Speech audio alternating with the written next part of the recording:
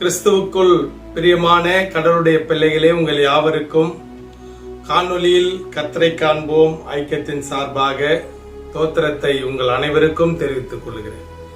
இந்த நாளுடைய சிந்தனை யோவான் நற்செய்தியாளர் 21 அதிகாரம் 15, 16, 17 வசனங்கள், 3 வசனங்கள்.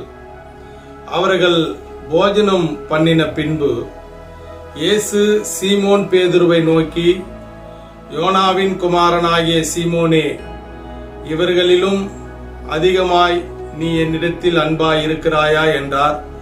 அதற்கு அவன், ஆம் ஆண்டவரே, உம்மை நேசிக்கிறேன் என்பதை நீர் அறிவீர் என்றான். அவர், என் ஆட்டுக்குட்டிகளை மேய்ப்பாயாக என்றார். இரண்டாம் தரம் அவர் அவனை நோக்கி, யோனாவின் குமாரனாகிய சீமோனே, நீ என்னிடத்தில் அன்பாய் இருக்கிறாயா என்றார். அதற்கு அவன், ஆம் ஆண்டவரே, உம்மை நேசிக்கிறேன் என்பதை நீர் அறிவீர் என்றான். அவர், என் ஆடுகளை மேய்ப்பாயாக என்றார்.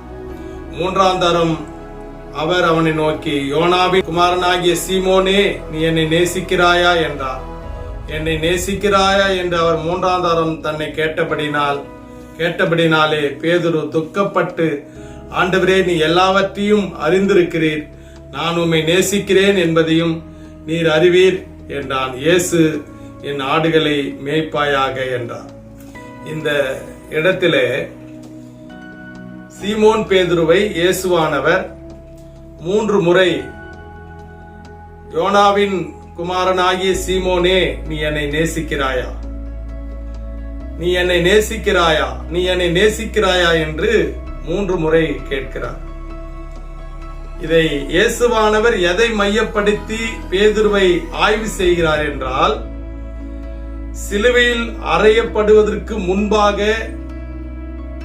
இயேசுவானவரை 3 முறை மறுதலித்த பேதுரு, 3 முறை மறுதலித்ததை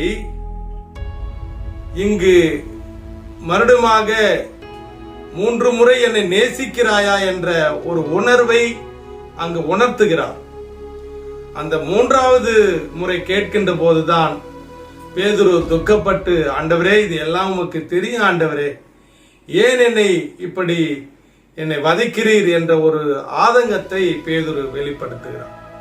ஆனாலே கடவுளுடைய பிள்ளைகளே, பல நேரங்களிலே உயிர்த்தெழுந்த ஆண்டவர், பல நன்மைகளை பெற்றிருந்த நாம், அவருடைய கரத்தில் ஆசீர்வாதங்களை பெற்ற நாம் மறுதலிக்கின்ற கிறிஸ்தவர்களாக பல நேரங்களில் தள்ளப்படுகிறோம். ஆகையினால் உயிர்த்தெழுந்த ஆண்டவர் மறுபடியுமாக நமக்கு ஒரு வாய்ப்பை கொடுக்கிறார்.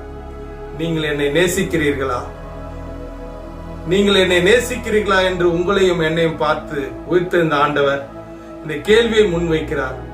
நாமும் அதை பின்தொடர்ந்து ஆண்டவரை முழுமையாக நேசித்து அவர்கள் கொடுக்கப்பட்டிருக்கிற பணியை சீர சிறப்புமாக இந்த உலகத்திலே நாம் செய்வோம்.